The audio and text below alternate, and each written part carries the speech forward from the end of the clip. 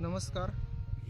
सध्या वातावरणाचं बघितलं जरलं तर वातावरणामध्ये थंडीचं प्रमाण हे अति प्रमाणात आहे. अशा ठिकाणी जमिनीत जी काही उपयुक्त अशी बुरशी आहे हे जमिनीमध्ये थंडीचं प्रमाण असल्यामुळे अतिशय कमी प्रमाणात झाडाला लागते. त्यामुळे झाडाचे काय होते, मुळांची संख्या कमी होते, त्याच्यानंतर शेंड्याची वाढी कमी होते, झाडं हे असे थंडीमध्ये अंकुचन पावतात.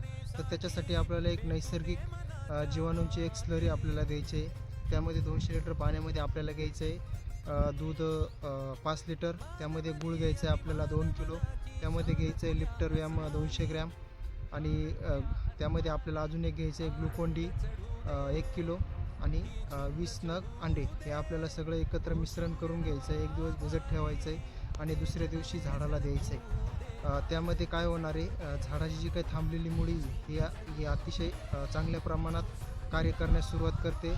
झाडांची थांबलेली वाढही चांगल्या प्रकारे करते आणि थंडीपासून झाडाचं बचावही चांगल्या प्रकारे होते. धन्यवाद.